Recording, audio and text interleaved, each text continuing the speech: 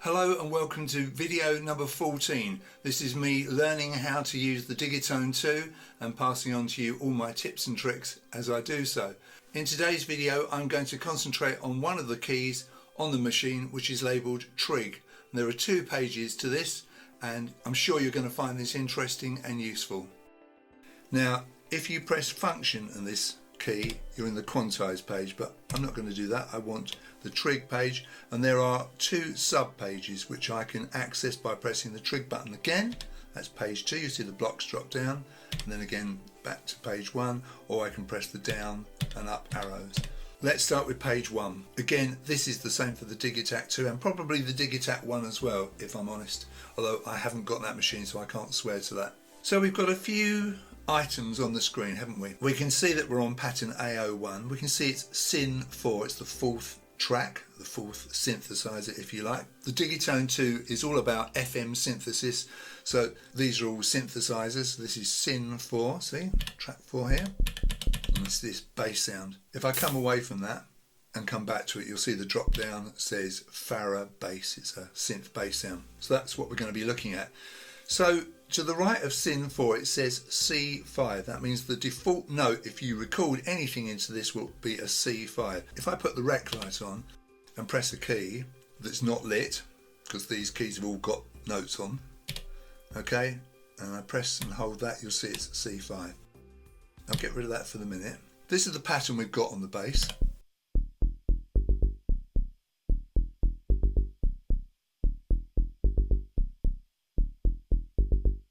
Let's say I want to change the note which is on the first trig here. Hold that down, rotate the A encoder and you'll see the note change. C5, which is MIDI note 60, D5, MIDI note 62. Now let's make that something you can actually hear, because it's so low you can't really hear. Let's bring that up to the next C above that, which is C6, MIDI note 72. Right, we can clearly hear that's changed. So that's quite simply the note. Now, of course, if I entered notes here, they would all be C5s from this point onwards. So if I put one here, press and hold it, you see it's C5. The default note for this track is C5. So that's very simply the pitch of the note on the Trig.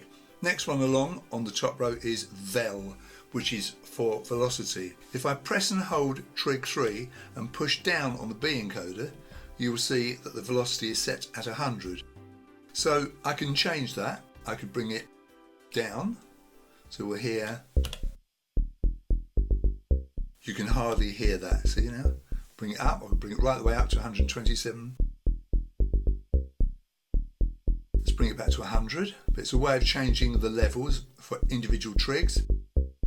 And of course, if you press and hold a trig and something's been altered. Now I know I've reset that to 100, but I have technically altered it. It's lit black on white. So Vel is for velocity, changing the volumes of different trigs, which could be quite useful. Now the next one along is Len, which is short for length. So if I push down on the C encoder, which corresponds to that, you'll see the current length of everything is 16ths. If I hold this key down and turn this, I could make this all the way back to 0.125. Let's bring it up a little bit. I'm not quite sure how the numbers correspond to the fractions, but this is, now you hear that note is very short. It's a 1/64th note. The length of the note you hear is going to depend on the amp envelope. If the amp envelope is set short, bringing this length up won't make a lot of difference. So that's Len. Now the next one I've dealt with in a previous video, the probability. At the moment this note will sound every time the pattern plays because it's set on 100%. If I bring this back, you won't hear it every time. Now I've dealt with this in my trig conditions video. Pretty obviously, as you lower the percentage, you've got less and less chance of that note playing. So I've already dealt with this in another video. I'll leave that on 100% for the moment. Let's go on to the lower level now. Now these are a bit confusing. It took me a while to get my head around them. In fact, this is the second video I've made on this, because in the first one I had to put my hands up and say I don't really get this, but I think now I do actually have this sorted out. LFO.T, FLT.T, LFO trig, filter trig. So LFO-T controls whether or not the LFO set over here on the mod key will work on this track or not. So as an example, let's go to the hi-hat track, which is track 3, and if you look at this, if I press the rec key, I've got 8 trigs. Now if I just press 1, 3, 5 and 7, notice the LFO.T is on, the slot switch is over to the right. But if I press 9, 11, 13 and 15, keep looking at that particular part of the display and you'll see I've turned the LFO trig off on those. See, the black dot is over on the left. So 1, 3, 5 and 7, LFO-T is on. 9, 11, 13 and 15, it's off. So what does that actually mean? If I go over to the LFO, on the destination for this LFO, I have got decay time set. Okay?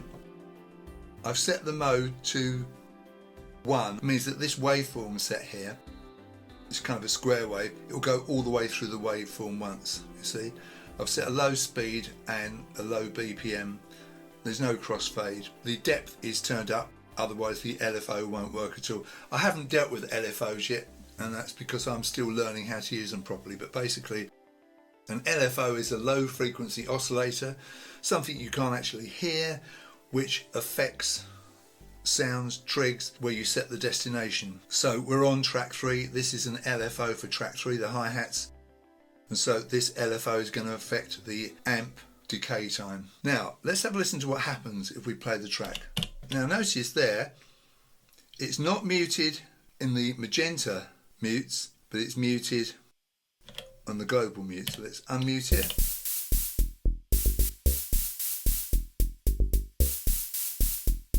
Let's put this rec light on again. You'll hear that on these top 4 trigs, the LFO set here on LFO1, this amp decay, is working on the top 4 trigs, but not the bottom 4. You hear a nice long decay.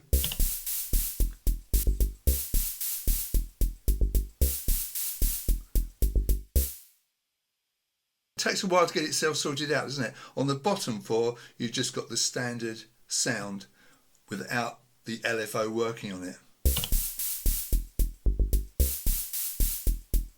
See? On, off. So go back to the trig page. So the LFO trig is on for all these, but off for all these, see? This LFO.T button dictates whether the LFO is going to work on the note or not. So that's the LFO.T. Let's look at the FLT.T, the filter trig. Similar thing, I'm going to change track, I'm going to go to track 5. By the way, if you want to go to a track silently, I'm on track 3 and I've got the rec light up. If I hold track and 5, now I've gone to track 5 without sounding any keys, any trigs on that track. I'm now on track 5. Now you can see on track 5, and if I just come out of this for a moment and we'll just look, gal bass, this is a sound that I made. If I press rec, I've got 2 trigs. It's only a 1 bar pattern this, by the way. I've got a trig on step 1 and a trig on step 9. Now if I hold the trig 1 down, you see that the filter trig is on. If I hold trig 9 down, it's off. On, off. So if I go to the filter key, I've set this envelope here, you can see that along the top. If that is on, like it is there, then the envelope of the filter will work on this trig. But if I come back to the trig, press 9, now the filter trig is off. When it gets to this point in the pattern, the filter envelope won't work on this note. So it will work on trig 1 and it won't work on trig 9. Right, so I've got just that gal bass sounding now. So remember, here the filter trig is on, here it's off. At the beginning of the pattern, the filter envelope will work on this trig, but on 9, because it's turned off, it won't. Let's have a listen to the difference between those two sounds. Filter on, filter off. So it will be filter envelope working, filter envelope not working, working, not working, working, not working.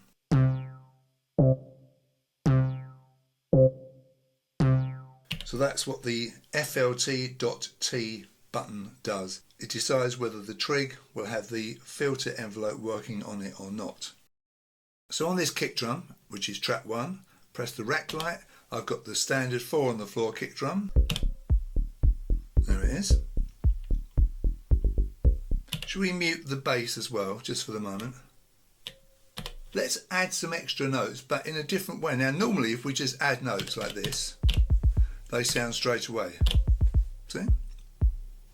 But I'm going to take those out and I'm going to add notes in a special way. I'm going to add those notes while rotating the G encoder, which is for the fill function. Now if I press those 3 keys and rotate the fill until it reads fill on top, not a line on top, but just fill. Now listen. Can't hear it? Maybe it's the rec light. Turn that off. No, can't hear it. So if I want to hear those extra notes that I've added, I've got to turn off the rec light, press play and hold the page key down. See, now they sound. Every time I hold that down, they play. If I don't hold it down, they don't play.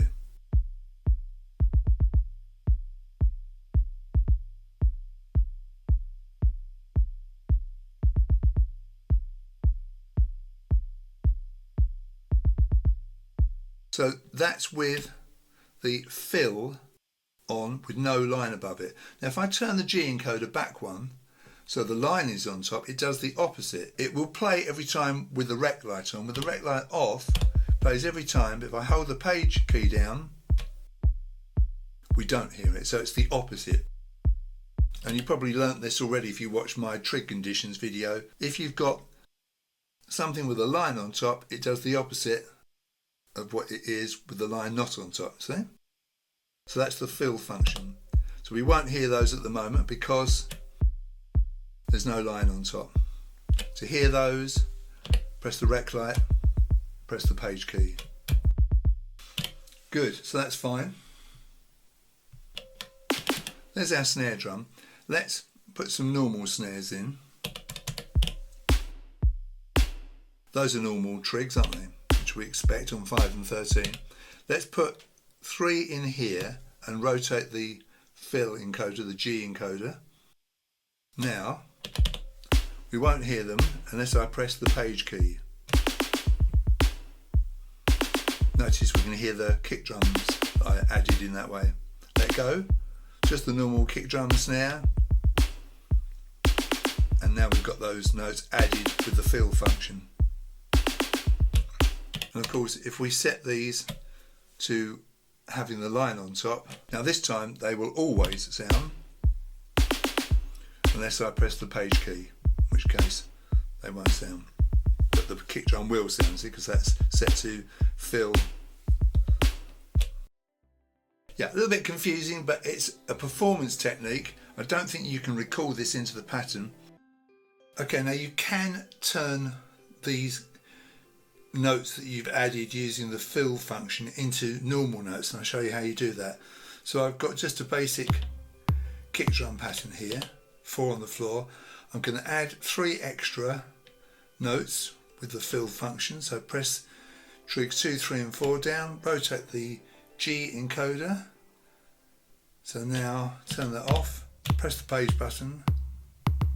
I've got those extra notes, but if I let go of the page key, I can't hear them. So to hear these notes, I press play, hold the page button down. But of course, if I let go of that, I don't hear them. But supposing I want to turn those 3 extra notes there into normal notes that we hear all the time, I simply hold them down, push down on the fill encoder, the G encoder. So I've got 3 dashes now. They're there all the while, don't have to press the page key. Of course I can still erase them like that. So that's how to turn notes that you've added using the fill function into notes you hear all the while, normal notes if you like. Let's go to page 2 of Trig now. This is the Re-trig parameters page. So I've turned the Retrig on for this track. We get this little double effect. Now I want this to go I want it to play like 16ths. So how do I do that? Well, I need to set the rate to 16ths like this. I'm not hearing any retrigs because the length is only allowing me to hear retrigs for 1/16 of a bar, and I need to set this to a quarter so that for every quarter beat I hear those retrigs. So let's turn this up. If we go to 4, that is a quarter. Now we'll hear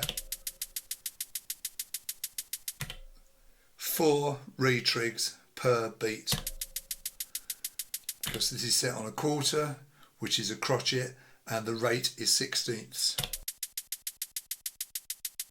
Now if I back this off, this length, we'll hear less and less retrigs. Just 2 now, see? Now only 1 because I've brought it down to 16ths. So come up again, we'll start here 3 now, and when we come up to 4 or near 4, there's a little bit of leeway either way.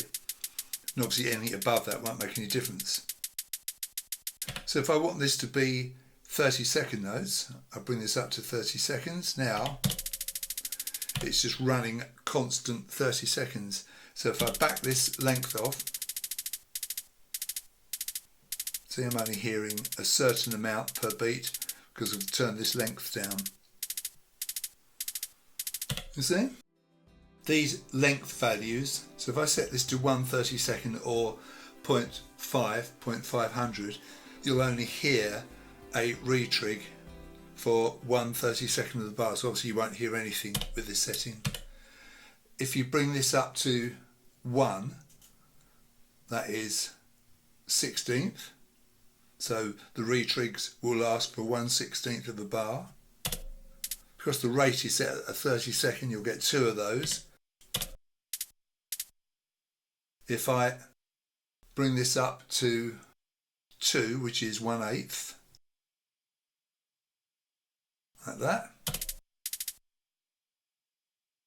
So you see what I mean. As I turn this up and up and up and up, now I'll hear a constant run of 30 seconds because I've got this set to quarter notes. Technically the length sets the duration of the retrig velocity curve, but that sounds a bit complicated, doesn't it? So the way to remember it is the lower this length value, the less retrigs you're going to hear. Okay, so just bear that in mind.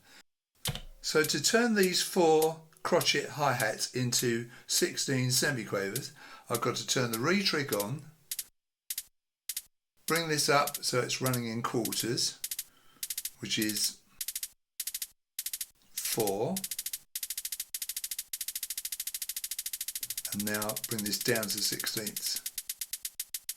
Now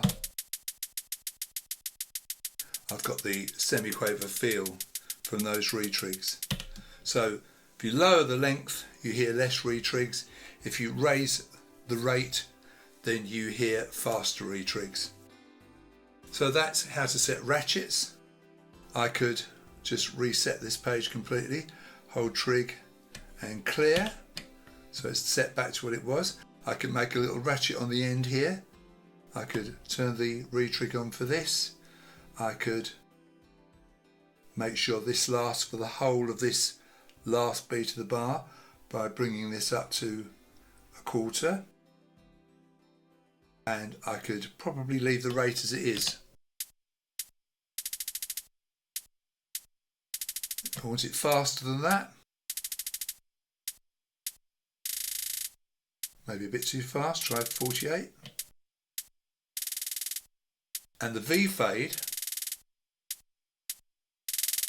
brings that in, gradually getting louder as it goes through the retrig, which is nice. I can do that the other way.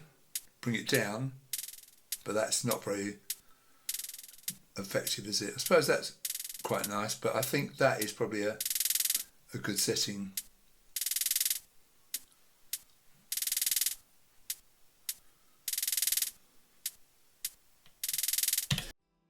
That's the second page, apart from the two bottom right controls, P time and port.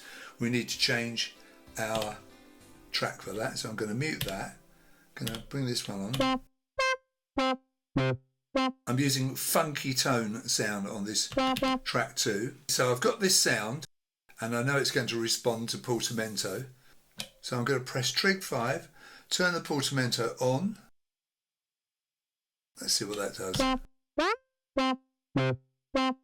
So it's sweeping up to that note from this note. If I want to speed up the slide to that note, I need to bring this time down. So I can really slow it down and it won't even get there in time there, see?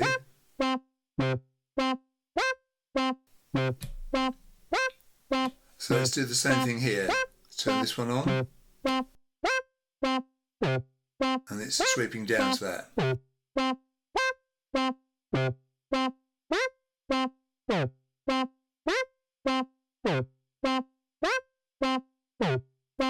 So that's Portamento. You don't need to turn the Retrig on for this because these two controls in the bottom here are completely independent. This isn't a Retrig, this is an effect all of its own. But that's how you turn it on. You can turn it on for the whole of the track, or you can turn it on per trig. These two are off, these two are on. And the speed of the sweep up or sweep down to note is controlled by the P time. The lower the control, right, the shorter the time of the sweep up. So obviously if you set it very, very high, it won't get there in time. So you need to listen and set it accordingly. So I've now covered the whole of that second page, which is labelled Retrig parameters, although it's only the top 4 that are Retrig parameters. The bottom 2 there are purely for Portamento, and there's nothing for the E and the F encoders. So that's the end of today's video. I hope you found that interesting. This Trig page has got lots of goodies in it, hasn't it? Lots of things that are going to make your sequence sound interesting. And of course, don't forget, it's for every single track of every single pattern. So it's enormously powerful, isn't it? 2 pages. So page 1 is the Trig parameters and page 2 is the Retrig parameters. Thank you very much for watching this video. If you got something out of it, please give it a like and consider subscribing to my channel. If you feel like you'd like to help me on my way with my work here on YouTube, you can make a donation either here on YouTube or on my website, which is www.daddylongles.com. Thank you very much for watching, and you'll see me in my next video.